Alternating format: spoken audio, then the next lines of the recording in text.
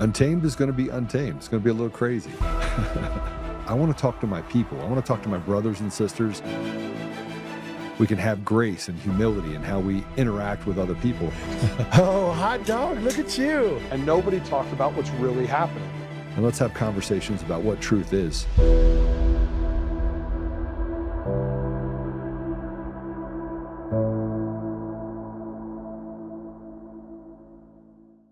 What we find is that because these elected officials have no control over their own election, we found out on Friday that the Secretary of State, she responded to some of our discovery requests. She admitted that she has no control over the source code, which state law requires that she keep in escrow. And she also admitted that she has no idea how any of these machines work or operate or how they function. So you have a company like Dominion that's able to set up this system where it convinces these states to sign these onerous contracts, essentially turning over control of the state elections to Dominion. And then if you want to find anything out about the election, you want to audit the election, they send you to the Election Commission, where they actually have people put in place that are former employees of Dominion. And that's some of the problems they're running into out in Arizona, is the people who they say are certified to run the election are actually these former Dominion people.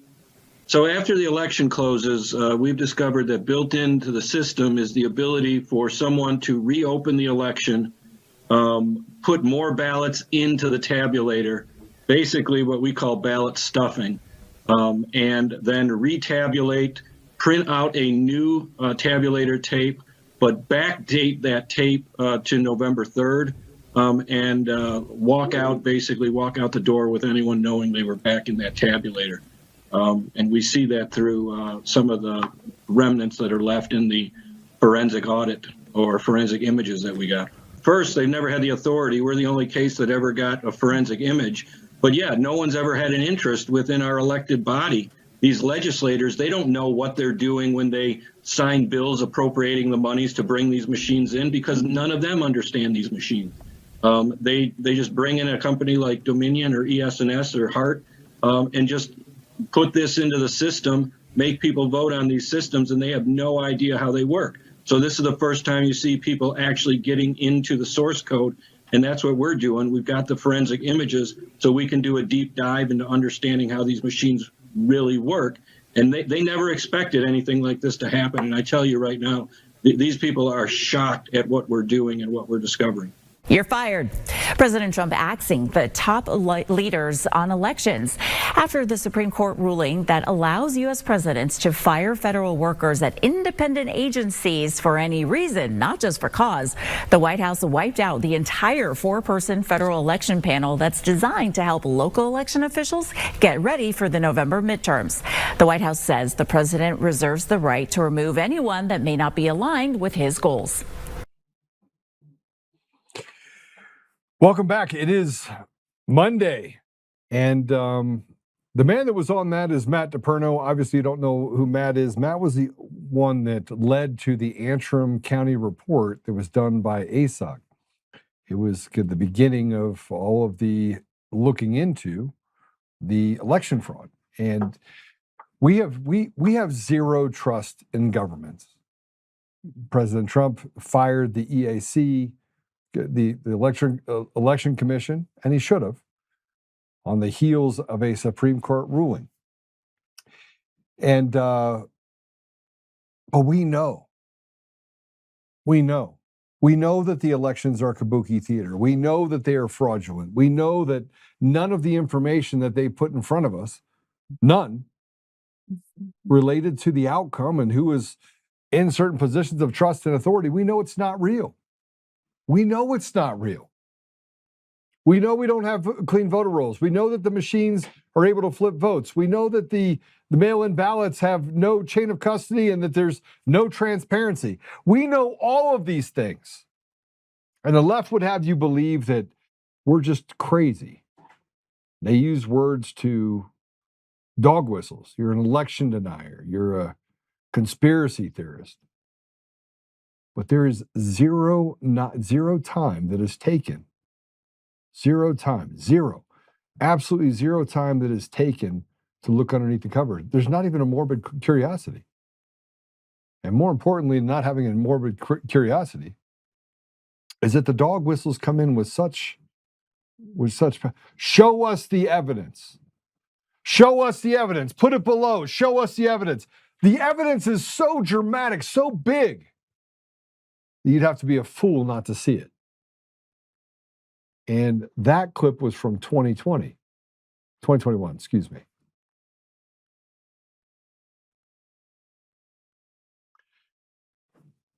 You know, we're at the point now where a vast majority of America just wants the election question to be over. And the only people that are fighting it now is Congress, is the people that were selected, not elected. And they are so deathly afraid of us moving things around and taking back what was never theirs to take, the dignity, the soul of our nation, that they can't fathom the idea that we would get to a place where we could have free and fair elections that were transparent to every American.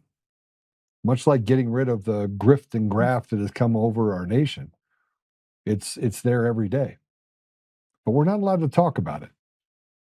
And then stepping in the gap to take over what was never theirs to take is the judiciary that acts as henchmen to persecute and prosecute and take away from the people the ability for them to have a voice. This is not a free country. We are not in a free country. There is a lack of accountability. There is a lack of consequence for really bad people, and we should be hanging those that committed treason against the United States. But it's getting hot enough that, frankly, we have to. If the American election system were a bank, I want to show you what would happen. Let's go ahead and play it.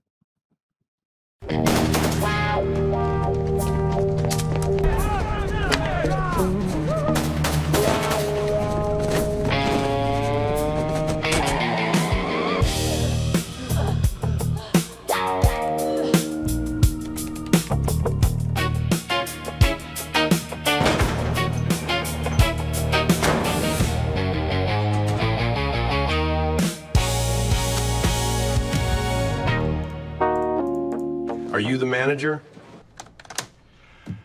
Yes, I am. How can I help you? Well, you can tell me what happened here. It looks like a big robbery. Oh, no, we don't have those. As you can see, we are a completely secure bank. But look at the wounded customers. The vault door is open. There are bullet holes in the furniture and ceiling. There's a bloody handprint over there. And here's a stack of bills, $10,000 just sitting on the floor. Well, sure, but banks are complicated. Most people don't understand what goes on inside. Anyway, all this stuff is completely normal. Spontaneous pockmarks, guys faint every once in a while, a jam handprint, not blood, money lying on the floor. For a bank, there's going to be money everywhere. What about this? Surely the vault was robbed? Look at you admit, look at this mess. No, our tellers aren't janitors, you know. This is all normal. How do you know how much money you have when it's all lying around like this? It's all in our computers. Do you mind if we take a look to be sure the amount in the vault matches your records? Absolutely not. At Completely Secure Bank, we'd never violate our customers' privacy. That's because at Completely Secure Bank, we've got integrity. It's in our name.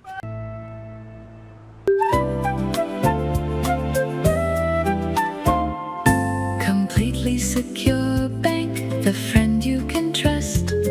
Secured is our middle name.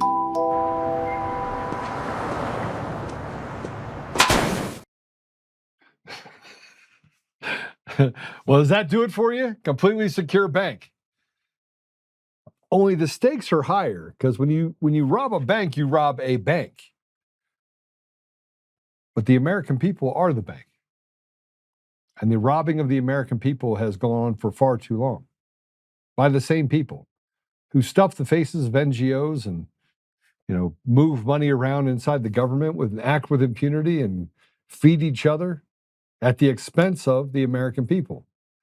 But it's not just the people in government that feed themselves. They also feed illegals, and they feed the Taliban and CARE and Islamists and anybody that would want to destroy the American ideal. Those are the people we feed first. Do we take care of veterans? No. We talk about the fact that we're grateful for veterans, but we don't take them, and we don't take care of them. I wrote this article, and it's in Substack. Go ahead and drop if you can, drop the link into all the different channels. I wrote this Substack. It took me a long time to write it. And it's quite long. It's quite long, and I don't know how I could succinctly tell the story any clearer than this. Well, let's go ahead and put it up if we could. It's 50 state fraudulent elections, proof versus evidence. The system put Tina on trial because she exposed the one thing it cannot survive, public inspection. See, we've never even talked about the stuff that Tina was able to uncover. But I put this out a few days ago. Some of you got a chance to read it.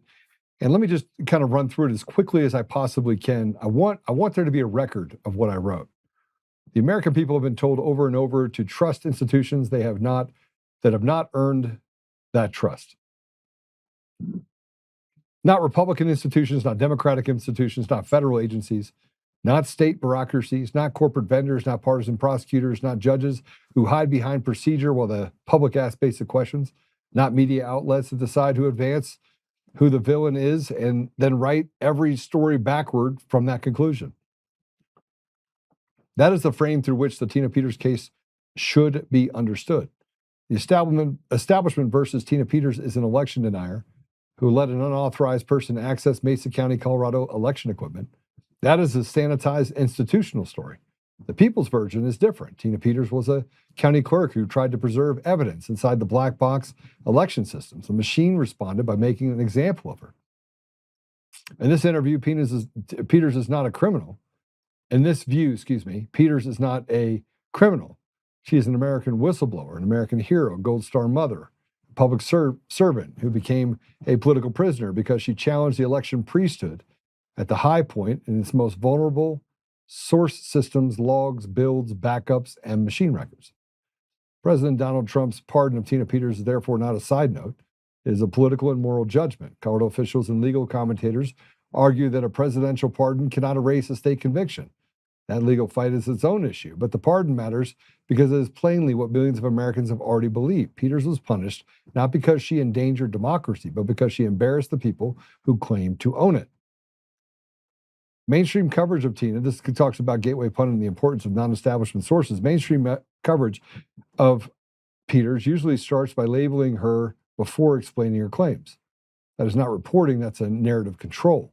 Sources such as the Gateway Pundit have covered the Peters and Mesa County story from the opposite direction, not as a story about a rogue clerk, but as a story about a clerk who exposed election system evidence that officials and vendors did not want extraordinary citizens examining. That perspective matters because establishment outlets often treat institutional denials as proof, while alternative outlets are at least willing to ask the forbidden question. What did the machine show before the government and vendors regained control of the narrative? This article takes this question seriously. The Mesa County reports were the real threat. The central issue in Mesa County was never merely who entered a room or who copied a drive. The central issue was what the copied records showed. Peters' supporters point to the Mesa County forensic reports as evidence that election system data logs and records were altered or removed during a trusted build. One report describes thousands of log files allegedly deleted during the process that concluded that further investigation was needed to determine the full scope of possible noncompliance with election record mandates. That should have triggered curiosity, real curiosity, bipartisan curiosity, federal curiosity, media curiosity. Instead, the system became incurious with remarkable speed. The official response was, let's publicly reconcile this before and after images. I'm sorry, the official response was not, let's publicly reconcile the before and after images. It was not, let's bring in mutually agreed upon experts. It was not, let's release the build documentation, logs, hash records, vendor communication, chain of custody materials, and all audit preservation procedures. It was isolate Peters, prosecute Peters, discredit Peters, and make Peters radioactive. That is the tell. When a system is honest, exposure helps it. When a system is rotten, exposure becomes the crime. The Biden-era political machine did not need to prove every critic wrong. It only needed to make the cost of asking questions unbearable. That strategy was chilling and effective, threaten professionals, intimidate clerks, label whistleblowers as extremists, treat evidence preservation as tampering, treat technical questions as conspiracy, and make sure no future county official would dare do what Tina Peters did. Colorado's Democratic establishment, including the Secretary of State's office, prosecutors, and allied media voices, turned Peters into a warning label. The message to every election official in America was unmistakable. If you touch the machinery without permission from the people who control the machinery, you will be destroyed. That was not election security, that is institutional self-defense. And this gets to where we have a true audit is not a recount of contaminated pile. The same logic appears in Maricopa County, Arizona. After the 2020 election, the public was told that the audit confirmed the count. But a count match count process is not the same as a real audit. If the question is whether the ballots in the pile were lawful, then counting the pile again does not solve the problem. A true audit asks, were the voters real? Were they eligible? Did each voter cast only one ballot? Can every mail ballot be reconciled to a lawful voter without relying on blind trust? Were ballots duplicated correctly? Were signatures cured lawfully and consistent? Were chain of custody records complete? Were machine logs preserved? Were tabulators, adjudication systems, and election management systems independently examined? Were source systems inspected by adversarial experts? That is an audit. Anything less is a public relations exercise. Maricopa became a national lesson in how officials use the word audit to close the case without answering the deeper question. Did the system verify voters' legitimacy, ballot legitimacy, custody legitimacy, and machine legitimacy from end to end? Georgia, the public saw what officials told them not to see. Again, another example. Georgia remains one of the clearest examples of the trust crisis. The public saw late-night ballot handling at State Farm Arena. The public saw confusion about observers. The public saw containers of ballots moved and counted in the process ordinary citizens could not independently verify. Officials insisted everything was normal. Fact checkers insisted the public misunderstood what they saw. But that is exactly the problem. The people should not have to take a government narrator's word for what happened in the middle of the night. Election procedures should be clear, observable, and documented so that no narrator is needed. Georgia's deeper weakness was not about the video, it was about the inability to prove in a simple public way that every counted ballot matched a real lawful voter.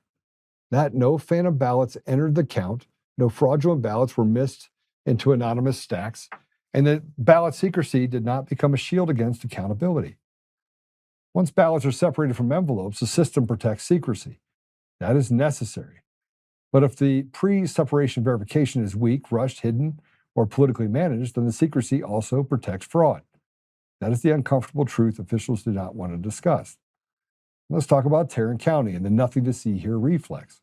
Tarrant County, Texas, this happened in 2024, raised another version of the same concern. 2024 claims and testimony circulated about major issues with election systems, vote flipping, hacking, vulnerabilities, and technical problems. Officials dismissed many of these claims as voter error or misinformation. Here it comes again. Maybe some were, but that answer is not enough. When citizens allege election system hacking or machine vulnerability, the proper answer is not trust us. The proper answer is public technical disclosure, system logs, incident reports, patch records, vendor communications, network diagrams, equipment chain of custody, adjudication reports, and independent expert review. The public does not need another official statement. The public needs evidence. Tarrant County also reminded us that local government systems are not immune to cyber attacks. Tarrant County Appraisal District suffered a ransomware attack also in 2024. That was not the election system, but it destroyed the fantasy that county systems are somehow beyond compromise. If county agencies can be hacked, election infrastructure deserves more scrutiny, not less. This is where we get to the mail-in votes. By the way, when I wrote this, I wrote it as simple as possible. It's impossible when you go through this process to come to any other conclusion other than we do not have free and fair elections, not in any of the 50 states, whether we're talking about ranked choice voting or otherwise. Let me continue reading. Mass mail voting is sold as convenience, but convenience is not security. A ballot cast in person is cast in a supervised environment. A ballot mailed to a home is cast in an uncontrolled environment. The state cannot know whether the voter filled out it alone, whether someone pressured the voter, whether someone harvested, or whether someone intercepted, or whether the voter ever saw it. Officials point to signature verification. That's not enough. Signature matching is subjective. It's inconsistent. It's vulnerable to pressure, volume, and human error. And once the ballot is removed from the envelope, a fraudulent ballot that slipped through usually cannot be pulled back out. Colorado proved the problem when they stole mail ballots was fraudulently filled out and 3 were counted. Officials said most were caught, but most is not the standard. If fraudulent ballots can enter the count and become unrecoverable, the system is not secure enough. In closer races, a handful of ballots can decide everything. They're actually not that close. American people are pretty staunch on the fact that they don't stand on the side of team evil. No ID, weak rolls, and the phantom ballot problem. This is where we get into the thing that I built in 2021, the late 2020, early 2021. Election integrity begins with voter identity. Without reliable voter identity, every other safeguard weakens. No document voting, non-photo ID systems, same-day registration, bloated rolls, inactive registrations, automatic registration, mass mail ballots, and weak list maintenance all create the same risk. Number of ballots can drift away from the number of verified lawful voters. Officials often say that the bloated rolls do not prove fraudulent votes. True, but bloated rolls create inventory for fraud. A vulnerability does not need to prove it has been exploited before it deserves to be closed. If a bank left thousands of inactive accounts open, no serious auditor would say there's no problem unless you prove the account was stolen from. The auditor would say a controlled environment is broken. Election rolls should be treated the same way. Again, just trying to look at this from a logical standpoint. Ranked choice voting makes the result harder to see. And you have people that are running around, say they're really smart, that want to treat Americans like slaves. Ranked choice voting is another method that shifts power away from the ordinary voters and towards system designers. In Maine's 2018 congressional race, the first round leader did not win after ranked choice redistribution. In Alaska's 2022 congressional race, ranked choice voting helped produce a result many voters found counterintuitive, especially since Republican voters split between candidates and ballot exhaustion affected the final outcome. Defenders of RCV captures voter preference. Critics see an opaque system that delays results, confuses voters, and creates outcomes that are difficult to explain without charts and rounds. The people should not need a seminar to understand who won. Source code. The most revealing fight is over source code and machine transparency. If voter systems were secure, why can't the public inspect the code? Why vendors are trustworthy? Why must their system remain proprietary black boxes? If machines cannot change outcomes, why are officials so hostile to independent forensic reviews? If trusted bills are routine, why not publish the full before and after record? If logs do not matter, why are citizens punished for preserving them? The answer is obvious. The election system depends on a layer of hidden trust. Trust the vendor, trust the certification lab, trust the Secretary of State, trust the county, trust the machines, trust the audit, trust the judge, trust the prosecutor, trust the media. No. Republic should not run elections on trust. It should run them on proof. California and Colorado laws that protect the system from the people. California's response to Shasta County was instructive.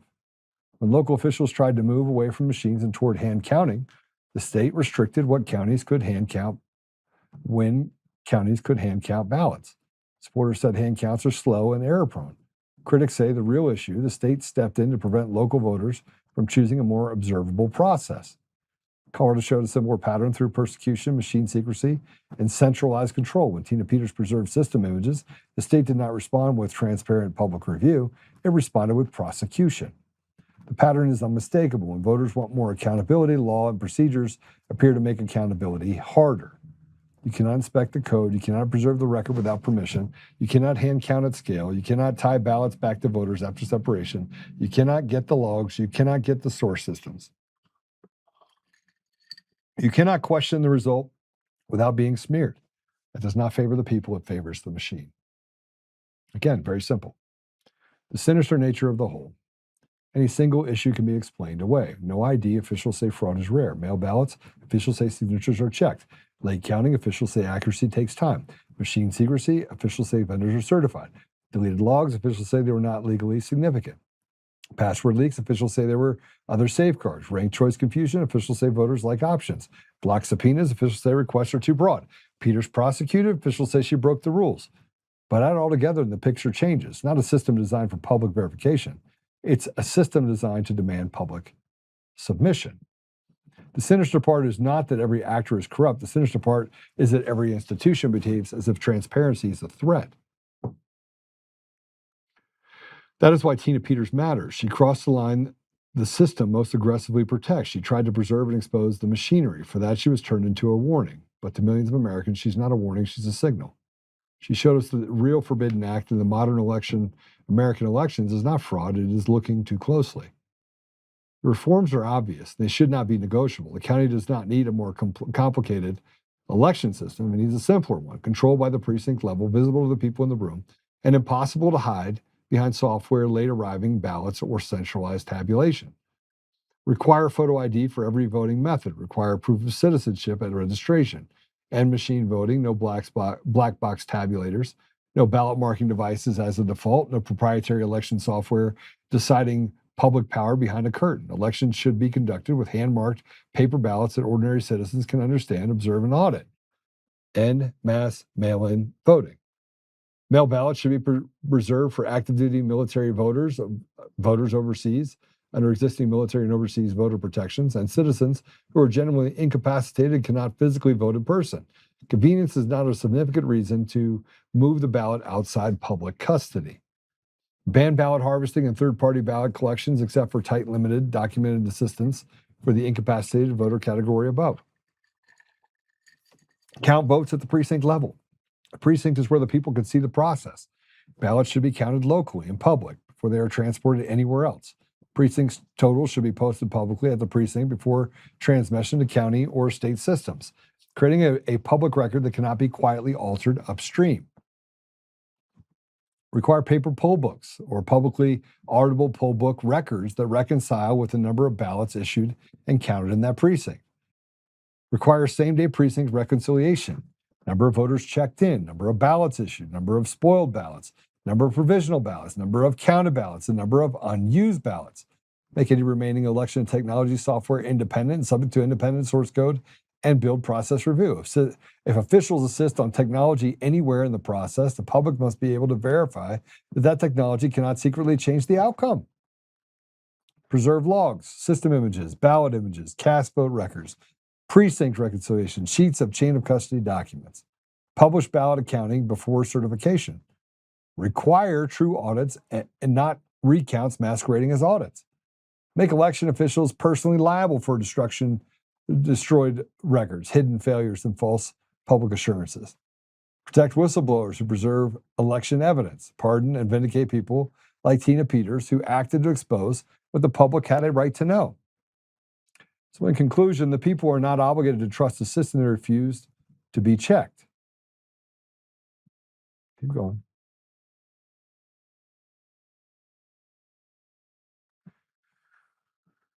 So I wrote this under the idea that we are in a place right now where the only people that believe that we're in a system that is free and fair are retards, idiots, and those that are completely complicit in the behavior. They believe that, I won and I should have won. And if the system is corrupt and it's only corrupt over there, I don't have to worry about it. Now, in private, they talk about how bad it is, but in public, they hide the impropriety. And here I have this. I want to show you that the SAVE Act would be a first step.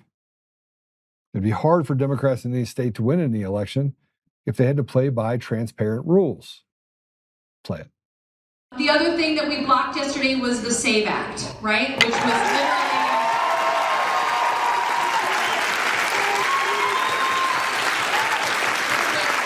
literally allow this administration to rig our democracy so that it would be hard for any Democrat in any state to win any election.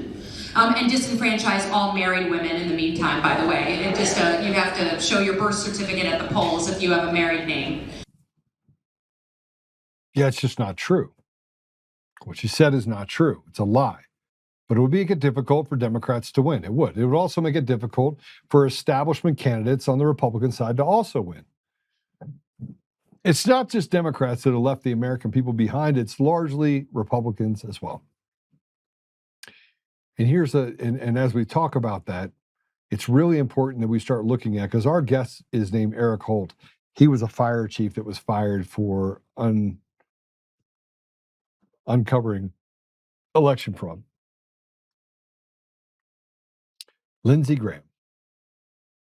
I don't know how I feel about him. Some people say that that he was a great guy. He did really good things for us. Maybe. But what did he really do? He was a warmonger that said that we should turn Gaza to glass. And there are some of you that'll say, well, you know, Israel has a right to defend itself. Okay. The same could be said for if you were on the streets in New York and somebody shot at you, you just started shooting everyone behind him. I had a right to defend myself. He was shooting, so I had to shoot those people. You're responsible for your errant shots. But we don't seem to make responsible Israel for any of their errant shots. Innocent can die with impunity. We just don't care. We don't want to even cover it. And that's not saying that I'm a pro-Palestinian apologist. But at some point, you can't say that you turn an entire area and you turn an entire people into the enemy. I don't like what we did in Iran. I think it's necessary. But we also talked about vindicating and freeing the Iranian people. And if that wasn't a real thing, then why in the world did you have hundreds of thousands of Iranians that were in Europe that got together and stood on a stage and clapped for Lindsey Graham specifically? Well, Lindsey Graham is dead. Now I'm 71 years old, went over to Ukraine, came back and dropped dead, if you believe that narrative. So I had to put something up because I think it's all too inconvenient. I don't think that what we're dealing with right now is normal. Breaking, and get ready for the mother of all coincidences. Lindsey Graham is dead after a brief and sudden illness. May he rest in peace.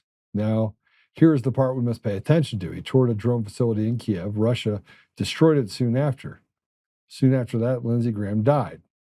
So did he die in Kiev? Was the illness really a missile?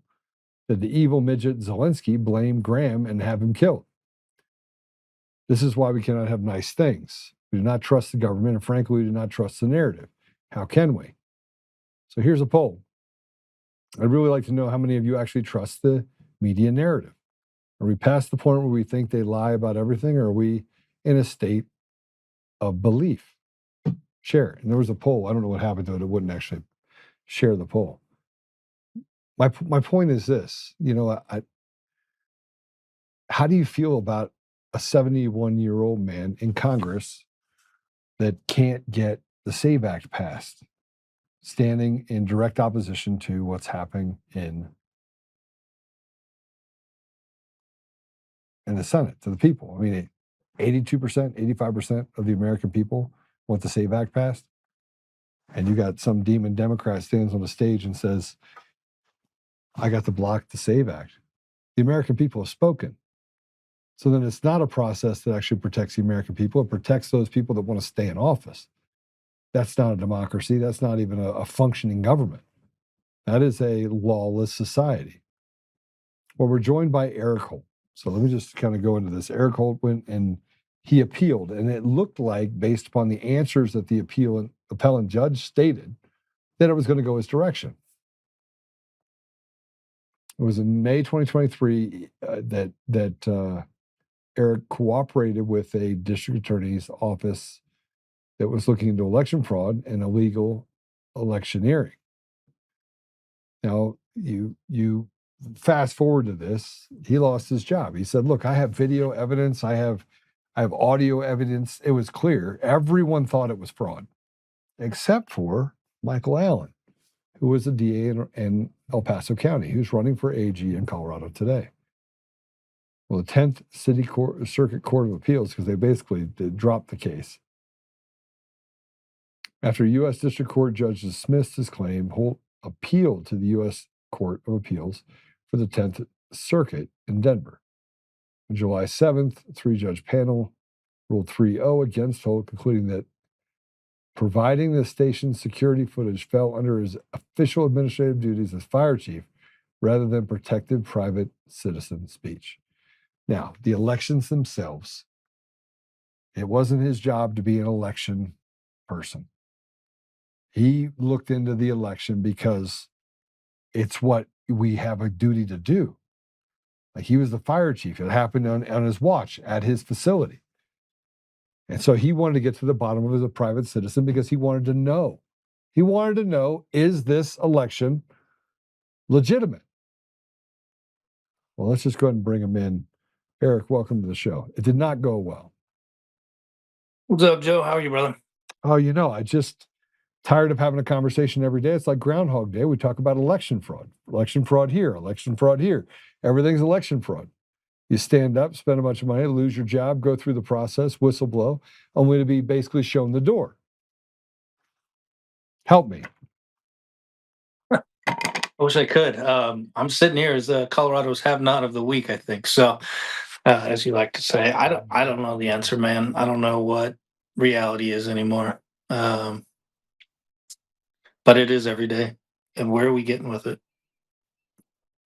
So let's talk through that a bit. Let's work that problem.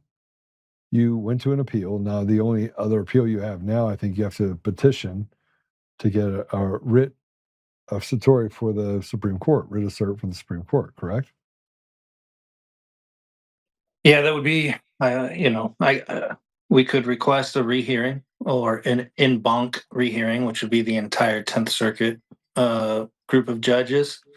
But, they did me pretty dirty in this. As an unpublished decision, it makes it really hard to even get to the next stage. So that's what I'm up against. And my attorney over at Mountain States Legal's, evaluating things since the fallout, basically, that happened, I think, Tuesday. So we're not even a week past. But, the other little trick is they put you up against the time frame. So I've got like 14 days from the opinion to file the next move. And I mean, it doesn't give much chance. So hopefully this week we'll figure it out. You know what I mean? But here's the interesting part about it. Do we have it yet? Do we have the post? Can we put it up there? Do we have the post of their ruling? This is a post that you put up. Imagine the feeling of serving your entire life in the Army at 18, Iraq at 20, come home and spend 2 decades in public service where you swear an oath to your country and its laws and be told by a panel of judges you have no First Amendment. And yet here we are. They said you didn't have a First Amendment right to talk about what you saw. They could fire you for standing up for other people. No whistleblower protection at all. That's correct. You got the other picture, the one where I highlighted if you want to show that, so that the audience can actually see the language of the court used. There it is. Yeah. So let's read this really quick. In sum, taking a practical view in all its relevant facts, the court concludes Holt was, quote unquote, performing the tasks that he was paid to perform when he provided the surveillance video to Kramer and answered Kramer's logistical questions about the contents of the video. Thus, his speech was commissioned by his employer, and it enjoys no First Amendment protection. That's my reality. That is what the second highest court in the nation just said to me. So you have no First Amendment when you work for somebody else. You only have it when you're. Yeah, I mean, in your opening, monologue, you talk about, what is logical, what is reasonable, right? I mean, I hear you talk about that a lot, and I want to break that down, but I want to walk the audience here. How did they even get to that, right? So you have court precedents. We're up against Garcetti, which if you are in your official capacity, i.e., what you're paid to do, right? So I was a fire chief. I think 99% of people, except for courts, apparently, know what a fire chief's job is. So if I was acting in the role of being a fire chief, I wouldn't have First Amendment protections because the Supreme Court, back in the Pickering versus Board of Education or whatever, said that there is an avenue that the government needs to protect speech, right, or control speech of others. Okay, you can accept that in a very limited thing, but it's so expanded. So how did they get there? Well, like court procedure is a hurdle to begin with. So my court case went. I filed my complaint. They motioned to dismiss. So we're fighting against getting it dismissed. And then we go into discovery. The next thing that's filed was summary judgment. And boom, my case is lost. We got like one response to put stuff. And so what they did, and Fluorescent Fire is the defendant or appellee in this situation. They framed it and they minimized what I did so much. The reality and what I show on Justice for Holt, and I've documented for the last year, is I got a complaint the day of the election. I was at the fire station only because there was a CPR call. I'm there doing my job. Nobody would dispute that, like, performing CPR is what a fireman and fire chief does. So I'm doing that. The guy didn't live, so I had to go inform the family. I'm a local fire chief. When I come back to get my vehicle and get med supplies, a voter comes up to me and they show me a picture and they say, "Hey, I just overheard this poll watcher say, did you pay him? And is this the vehicle pulling in right now?" And like they're on their phone in the no electioneering zone. And that just lit a fire in me, man. And so I heard another complaint, I think the next day, and just decided, like, I'm gonna find out. I can't live with like turning a blind eye. And make no mistake, I knew what my best option was, right? What was best in the selfish sense for me was to like turn a blind eye. These people that just won this election are gonna be my bosses. But I couldn't live with that, man. And so I went to this third party company that owned all the servers and had installed the security cameras and all this stuff. And I said, "Hey, I need to do it." So everybody would understand that as a FOIA, or in Colorado, a CORA. And I obtained the footage. And so for a week, I think it was 5 days, I sat at my kitchen table after my kids were put to bed, before work, late into the night, watching very boring clips of high definition security cameras that captured an election for a week of my own time. I paid for it out of my own pocket to go retrieve this stuff as a citizen. When I was confident what I had, I showed her the attorney for the district and the incumbent president. And I reached out to the DA's office, who launched a criminal investigation. I met with him, showed him the measurements of the station, identified the people, all this stuff. Well, they reframed that as not providing testimony. I just answered logistical questions, right? So everything I just described, they minimized down in the court opinion to an administrative task of a fire chief. They said, "Oh, well, the guy called you from the DA's office. You gave him what he asked for. That's just an administrative task of a fire chief. That's what you were paid to do. You have no First Amendment." And they backed that. Well, I mean, there's a ton of problems in the opinion, but they backed it by saying, "Well, the record's really thin. There's not much to go on." That's the exact reason I was asking for remand. I have the evidence. Let me get it to the court, right? Don't cut me off in procedure and say, "Oh, your case is dismissed. You lost. You have no First Amendment." And back to the logical reasoning, man. The First Amendment exists to protect these things. Why would you dismiss it and set some sort of record in the courts without knowing the facts? And that's where I'm at. I'm so angry that the facts exist, the documents exist, the proof exists, and they don't care to ensure that they have that full record before they review it. Dismissed on procedure, get it out of here. It was an administrative task. You know, career public servant, Iraq war veteran, and the most important thing, single father. I was raising two girls on my own, man. You have no First Amendment. What happened to you doesn't matter. Goodbye. That's what I've been told.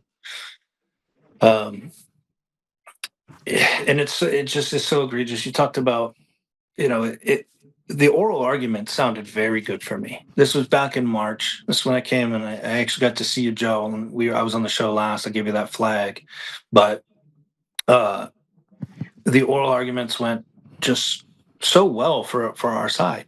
And the biggest moment in that whole argument was the most recently published opinion binding precedents on this exact fact pattern in the 10th Circuit was in November. I'm sitting there in March. We bring it up. It's our argument. Here's how close this is. This is binding. This is controlling. Like this has to be the way that you view this. They ask the defense about the case and how she can defend against this precedent. She goes, I don't even know the case. I can't argue it. And in the opinion, the panel argues against me by the case that we cited and argued in our favor. And she couldn't articulate, but yet they cited it and used it against me. I mean, that's just out of like, I'm not an attorney, I'm not a judge, I haven't been in court 100 times, but I've been around it for the last 3 years of my life, and I've never seen that. And so why does that make any sense, man? Why would that be the outcome? You know what I mean? Let's remand it back. Let's look at the evidence. Come on. I got nothing to hide this whole time, but I'll never get that opportunity. You might get that opportunity, but it's going to take another bit of the fight. And the lawyers that are looking at it right now you basically have 10 days left, right? 8 days, 9 days. I think it'd be like 8. Yeah. I mean, there's time, but, and if it's that's for a rehearing. If it's Supreme Court, I think we get 45 days, if I remember right. But I mean, when you talk about like the legal, I mean, there's a monumental case though, because if you think about it, it's a First Amendment. They're basically saying you don't have a First Amendment right.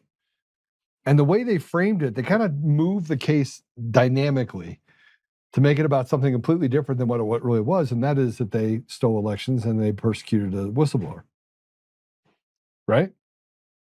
Yeah. I mean, so Lane Franks was one of the landmarks. It's a 2014 case in the Supreme Court that kind of gated back. Well, not kind of, it did. From 2006, the Garcetti. So you went from like 1948, I think, in the Pickering versus Board of Education Supreme Court case to Garcetti, I think 06. And there was this gap that like, they could just sort of say that it was your official duties and deny anybody First Amendment protections. Well, then 2014 Lane happens. And you can read in that the majority said there's laws that will protect whistleblowers, right? Well, in my case, I wasn't a state employee and I wasn't a peace officer, a cop. And I wasn't a federal employee, so I didn't get federal whistleblower protections. So there's no law in the state of Colorado that I could have used to say this is illegal except for the First Amendment, right? And that's why my fight has been pigeonholed into that. And yet, even with Timmons, that happened in November, who attorney-client privilege is one of the most sacred things in court, right? I mean, you have attorneys, right? You can say anything to them. Nobody can really pierce that.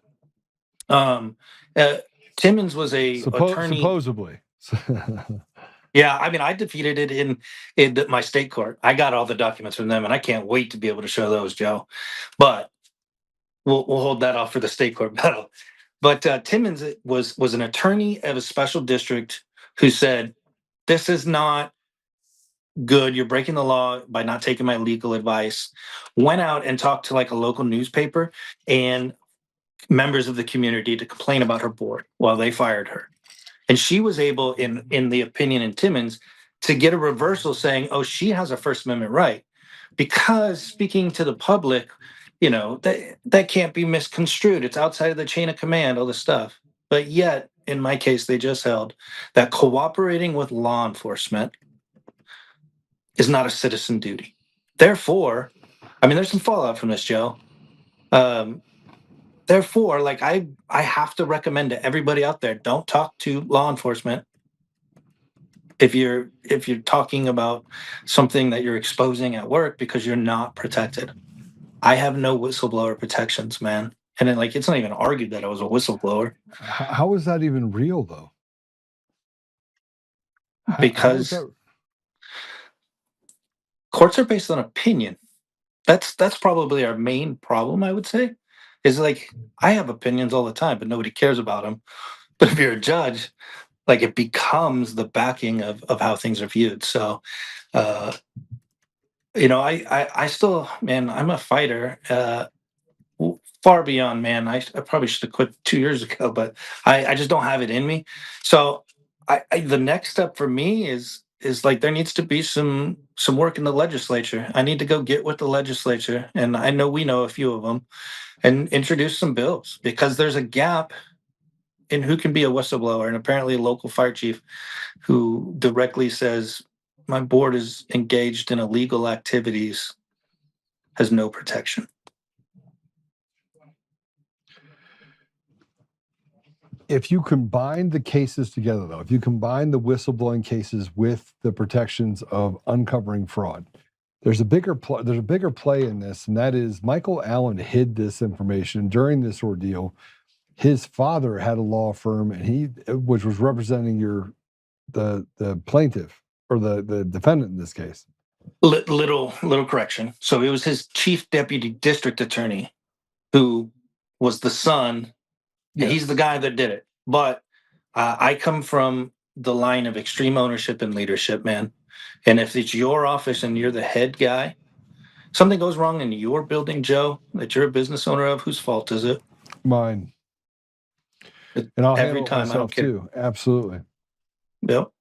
And that's the you accountability. can't be a public servant. You can't speak up about corruption, or you lose your career. And that's what they did to you. They took away your career. Oh, yeah. I've lost everything, man. And you were doing this just to push out the crimes that were committed by stealing elections. And it was, as we played it here, it was as cut and dry as you can get. Yeah, I mean, I hope a lot of your followers are on there and I've seen it, but like go to Justice for Holt Facebook. The videos are up. They're pinned to the top of my profile. I'm not law enforcement. I live in an objective world, man. People are bleeding or they're breathing or they're not, right? And so my job was always to fix what shouldn't be. And if you transpose that onto life, man, I think it's a natural thing that people that take an oath and like serve as a public servant as long as I did would say, there's something wrong. My job objectively as a public servant is to fix that. Whether that be corruption or that be somebody's bleeding on the sidewalk, you know what I mean? Or somebody's loved one is sick and needs it's all the same. It's how your brain works and how you think about things. And so yeah, I mean like what you're saying. Like I mean, what's the path that is acceptable by the courts or by the law, where the person doing the moral thing and the right thing isn't the one that loses, right? That isn't victimized further. Well, I think that gets down to the fundamentals of whether or not we have a free and fair system, free and fair elections. And we were just talking about the fact that no matter what happens, it favors the system. It doesn't favor the people. It doesn't matter who you are. You're a have-not. There's the minor league club and the major league club on the haves, and you're not in it.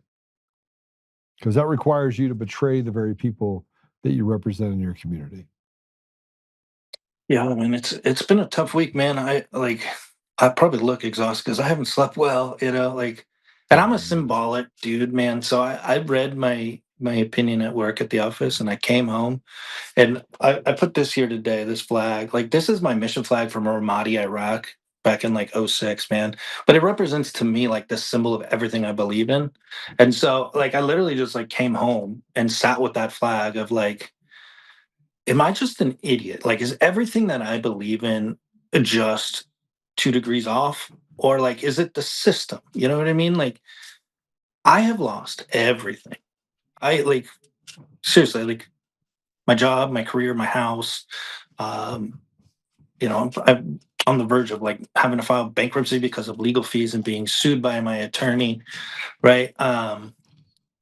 Those are the personal cost of it, which is what I just put my book out for is to talk about that. But it's been a long week, man. I'm trying to introspectively examine what my actual beliefs are, and are those shared? Are those the actual foundations of what this country was founded on, or am I just that big of an idiot, man? And I just really don't have that answer. I think that it's supposed to be that way, but the people that are in position to trust and authority they're thieves. They're stealing from us, right? We're allowing it to happen. We need to fight back. The only way to fight back is to actually fight back. Let's talk about your book real quick. Can we put the book up, please? All right, we're gonna get the book up here in a second. You wrote a book. Well, I mean, I could talk about it. I'm a fighter. I told you that. So literally on Tuesday, I get the ruling. I sit down, I read about it. I don't have a First Amendment right. Well, F you. I'll show you. And so I just press publish on my book to exercise my First Amendment. They said I don't have.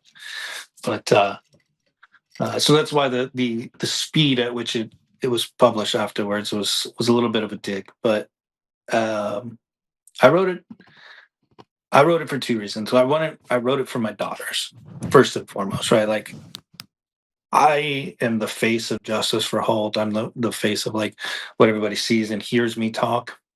But there's two true victims in this, and those are my two daughters, man, that lost their home, everything they know, their friends, their schools, the fabric of everything, right? And so I had to be very careful over the last 3 years of suffering as a person, but like not showing that as a dad, right? And I know you can relate, Joe. I mean, shit, you've been doing this for 6 years, right? And so it opens with a dedication to them, and it closes with a closing line to them. But basically, that I wanted them to understand why their dad, despite all the losses and all the heavy cost to their lives, felt like it was the right thing, and that I would still today, 3 years later, do the exact same thing I did then, despite taking the L's, right?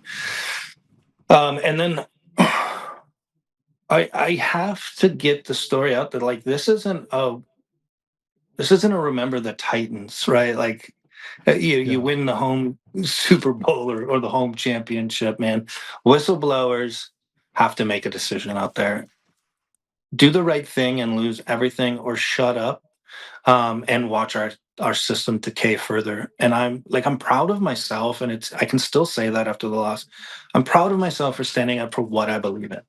Whether that is shared by everybody out there that'll hear me talk, or I'm an idiot, it is true to who I am. And I'm proud for standing in that.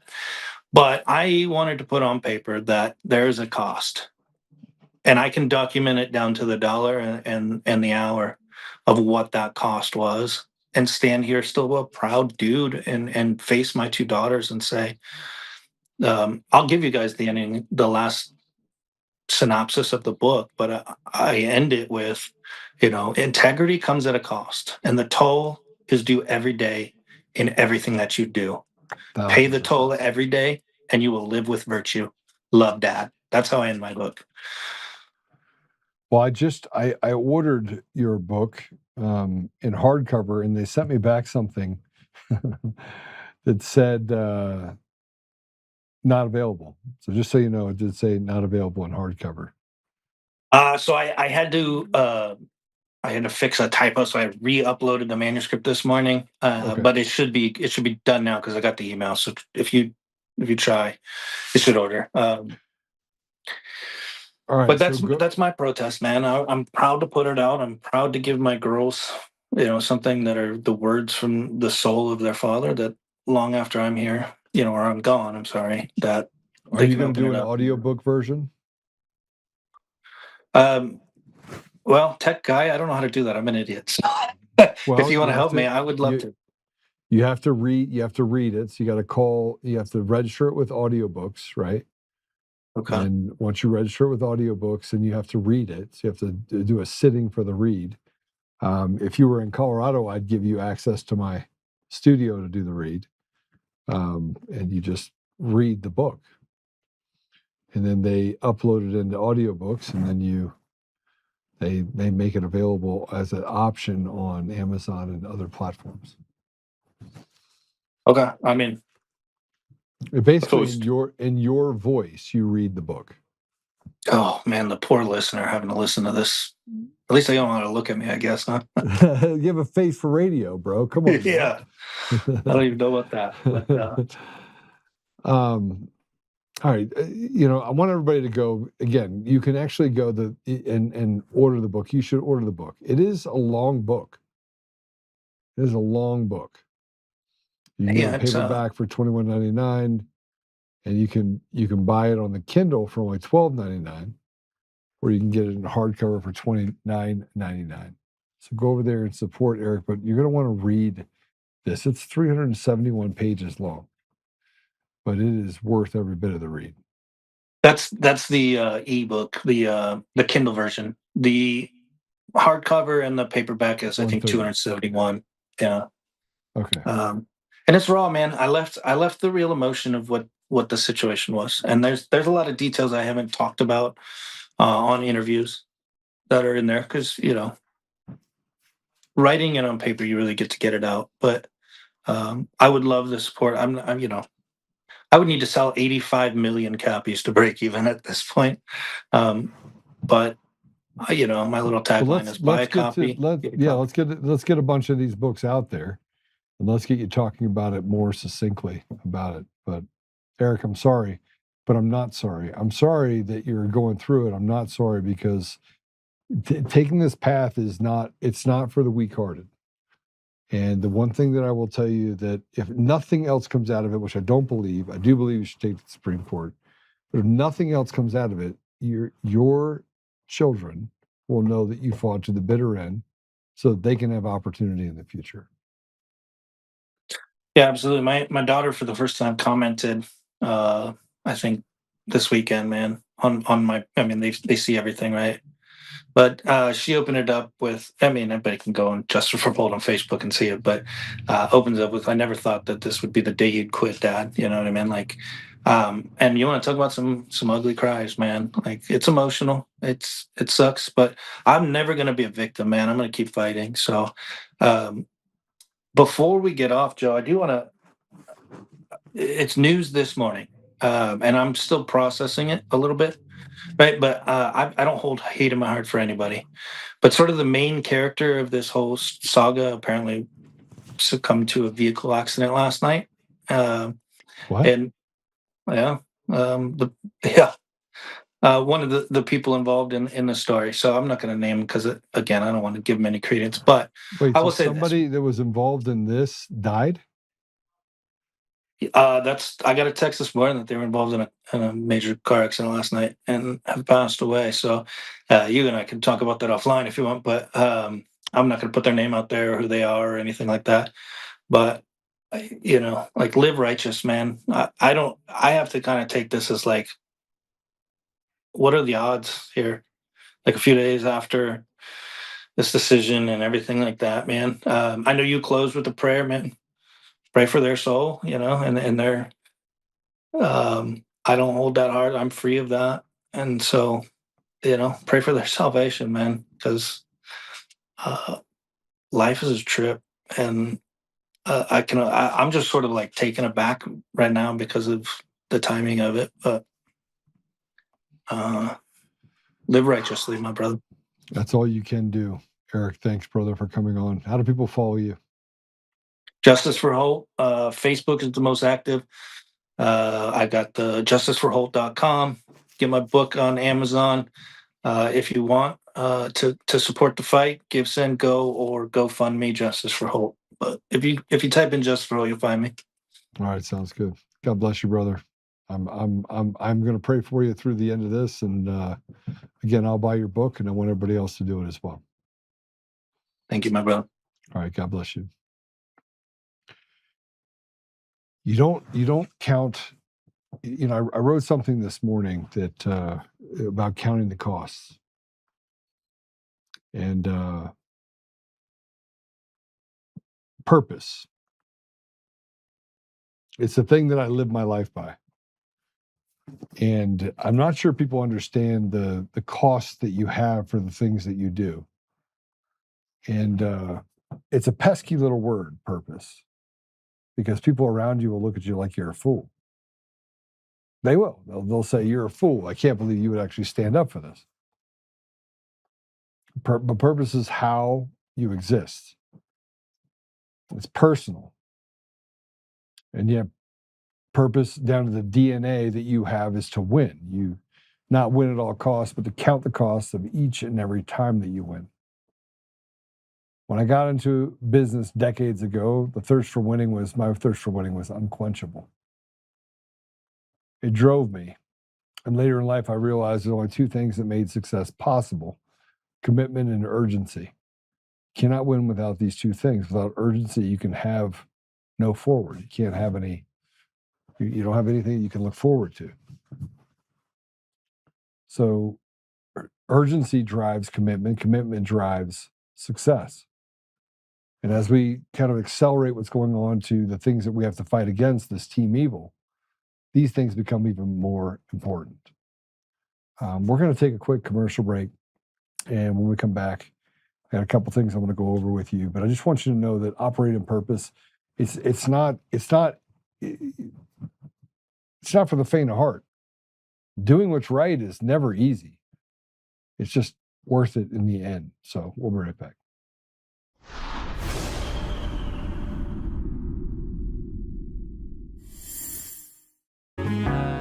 Oh, hi. I almost didn't see you there.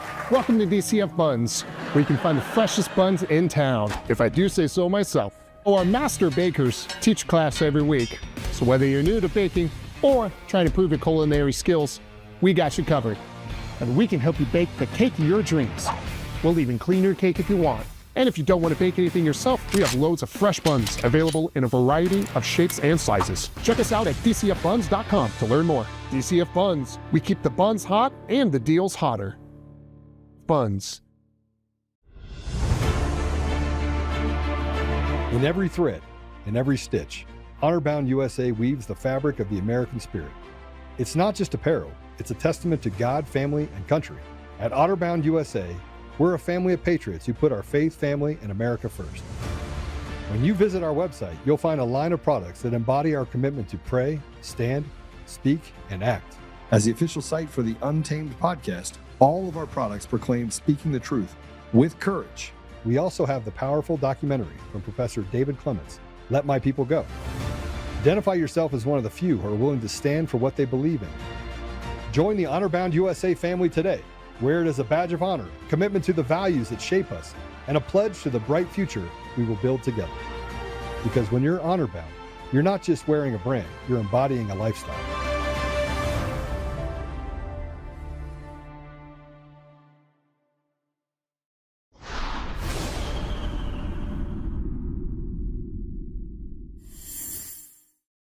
It'd be nice to see Congress do something about it.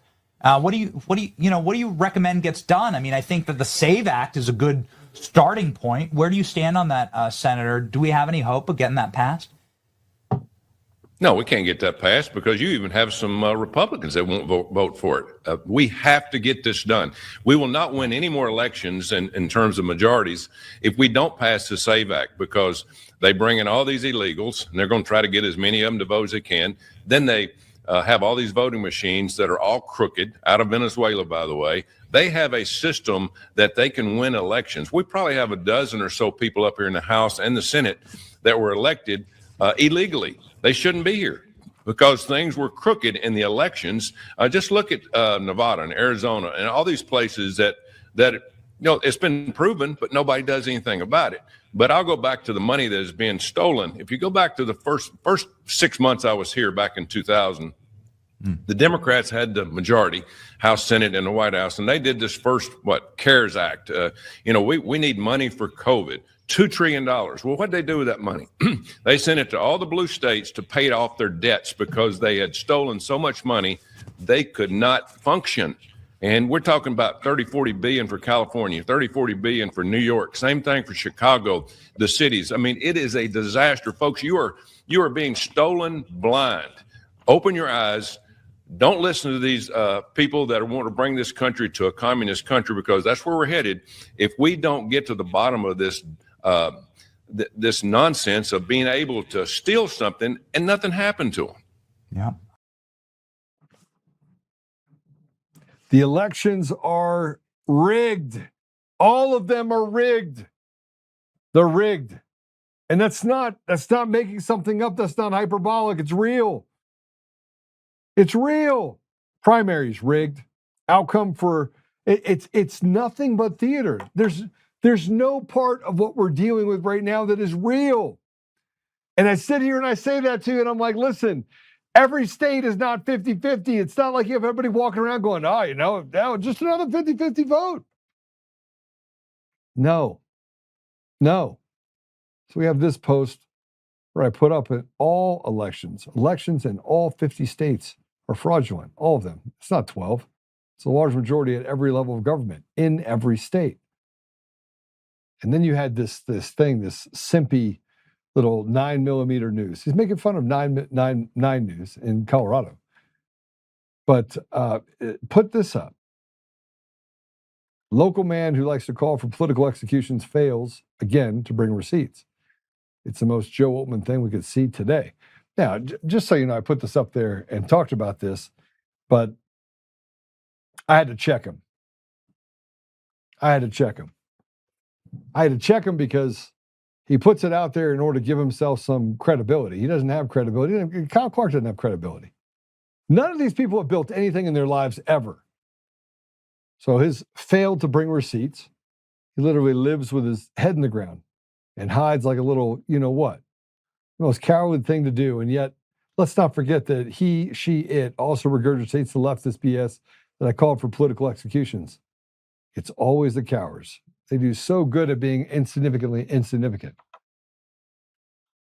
I didn't call for my political adversaries to be executed. I called for treasonous traitors to be executed. And I still believe it every single day. And every day, that's what I wake up to, thinking to myself, somebody just sharpen the knife or pull down the noose. Because what they've done to our state, what they've done to our country is not a victimless crime. And they continue to do it by telling us that we have to put up with these fraudulent kabuki theater elections. But I wanted to talk a little bit about Media Matters. So Media Matters went after David Clements. And so I had to say something about it because they went after David Clements said they should fire the entire EAC, and President Trump did. So go ahead and put it up. Media Matters is pathetic leftist trash publication. The people who work there are nothing but weak, cowardly pieces of trash. It's not a publication.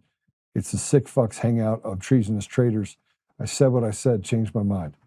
Look, I don't have any love lost for anyone on the radical left at all. I don't have any love lost for people that are on the radical right. They're both, frankly, the same to me. But the people that we deal with inside of our government, they have betrayed the people in such a way that is just, it's unbelievable. And every time we turn around, they lie about something else. Steve put up this post.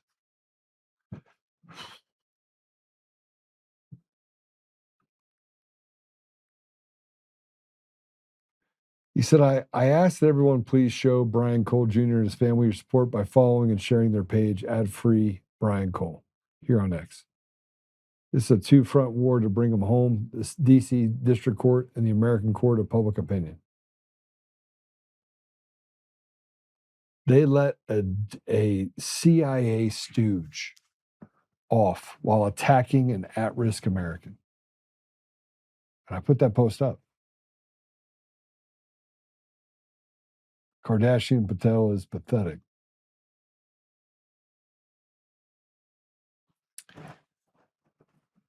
The reason why we don't trust the government is because the government is not trustworthy. They're liars. And the people that are in government, they're the worst of the worst people. President Trump's trying to sort through it, and sometimes he has to call bad people good people to just stomach and to get things across the finish line. But let's be honest. Show me what Lauren Boebert has done for the people of Colorado. Show me what Gabe. Let me show me what any Republican. What's worse than that is the Democrats. They're worse, way worse. Jason Crow is the biggest piece of trash this side of the planet. You want to talk about radical? This guy is radically.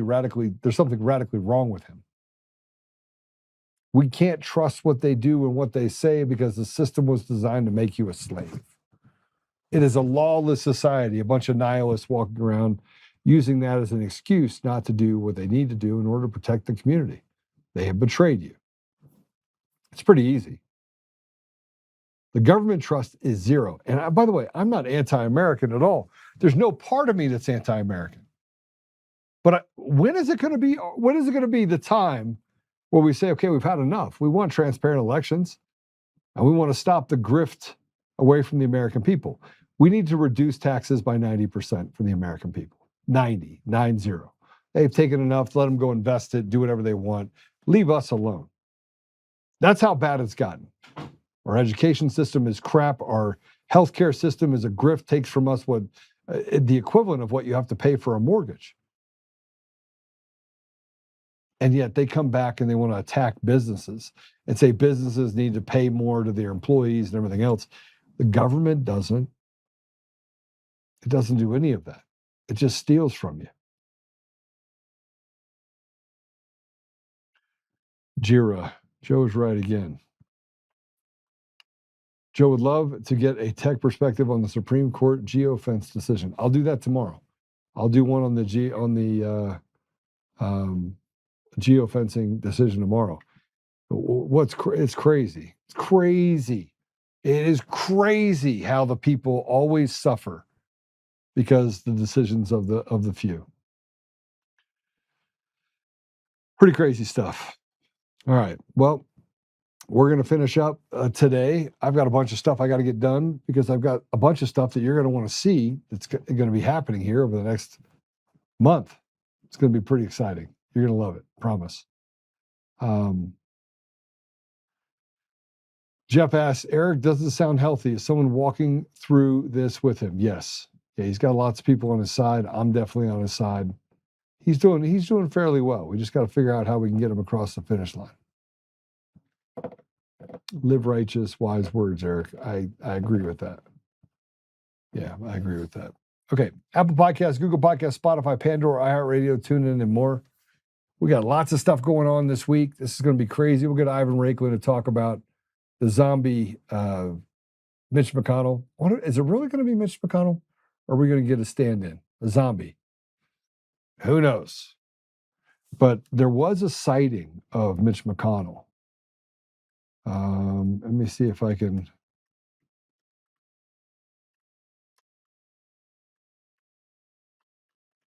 See if I can find it for you really quick.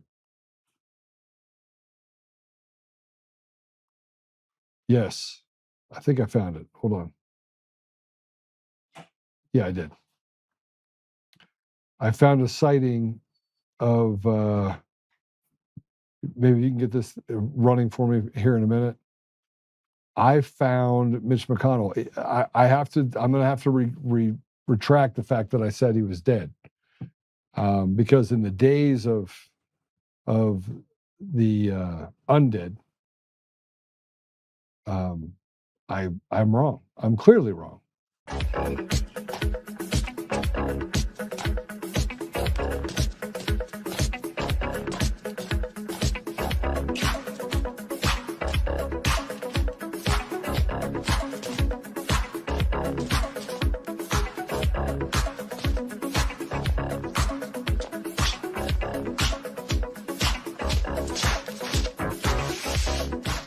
Is it bad that I used to know that? Actually, I still know that that dance. Anybody that knew this song, you know this dance. It's like the new, Macarena from back in the day. AI prompt. You said we were going to share. Which AI prompt? It's good stuff. All right, we'll go over it tomorrow. Send me a message and we'll go over it. All right, let's pray it out. And let's pray it out, understanding this.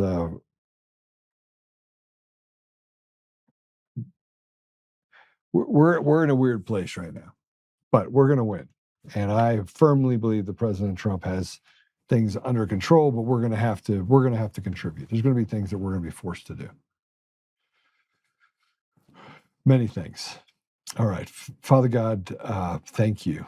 Thank you for the opportunity to be here today. Thank you for us being born at a time such as this and to be in the middle of this fight. This is I believe, one of the most righteous fights for all of us. And so I thank you for giving us the opportunity to serve and to be a part of the solutions to drive Team Evil back into the hole that it came from. Father, we ask for guidance. We ask for wisdom. We ask for you to bless us with the ability to have discernment and to see through some of the things that are being put in front of us and to see good from bad. Father, we ask you to give us the ability to stand together, set aside differences, and to squelch conflict in our communities that may come up, and to reject those people that make their individual ideals the thing that we have to run our communities by. Help us, Father, to be patient with each other and to be patient as we push forward to destroy this evil that is trying to consume us. We ask these things, Father, humbly in the name of Jesus Christ. Amen. All right, that's it. No more things on there. All right. I'll see you guys tomorrow, bright and early. Remember, you are the ambassadors of truth. Kristen, good to see you. You are the ambassadors of truth. Go back, listen to it, play it, share it, do all the stuff that you currently do. And if you're on Roku, hi, I'm on the big screen with you. We got some other exciting things we're going to be pushing towards too. Go check out my Substack. Make sure you subscribe to it. It's been pretty crazy. I mean, the one that I'm going to put out today or tomorrow, probably tomorrow, the one that I'm going to put out tomorrow is going to describe the people involved in election fraud and uncovering election fraud.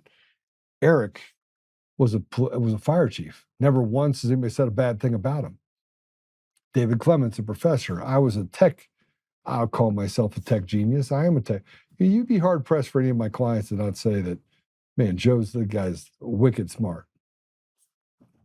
You had John Eastman, who was a constitutional scholar.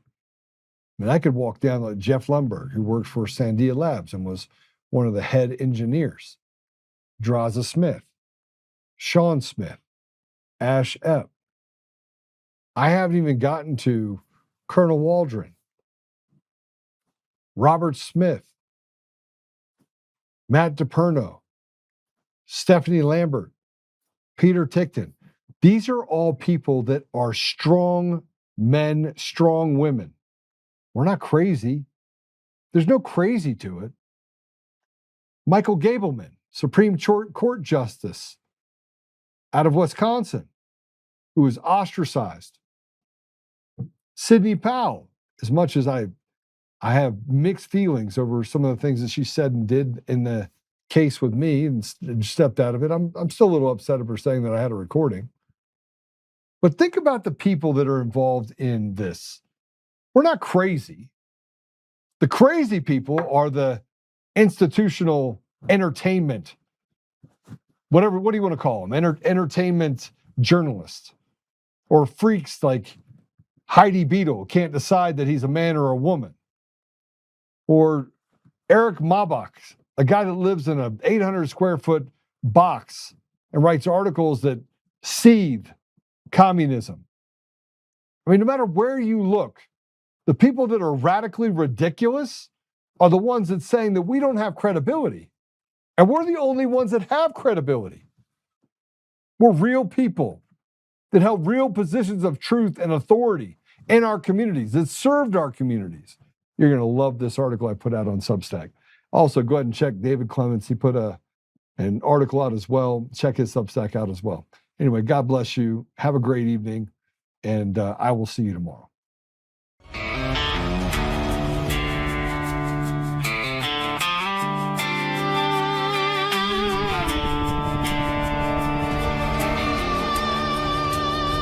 Rise up untamed in the heart of the fight where the wild ones roam. Joe Oltmann's calling, bringing truth back home. From conservative daily to this untamed fire, we shatter the silence, lifting spirits higher. No chains can hold us, no lies can prevail. Authentic and fearless on this rugged trail. Patriots gather under stars and stripes. Untamed nation, igniting the night. Untamed nation, let the truth roll.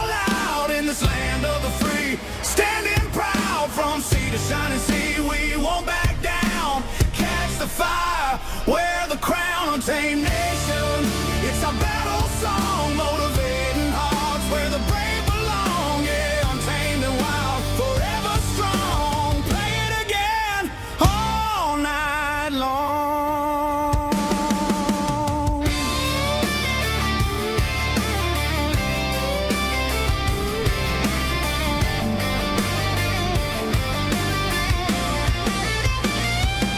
Break the mold, chase the real, no more games, time to heal.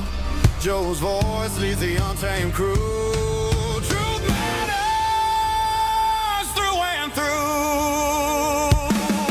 Untamed nation, let the truth roll out in this land of the free. Standing proud from sea to shining sea, we won't back down. Catch the fire, wear the crown. Untamed nation, it's our battle song, motivating hearts where the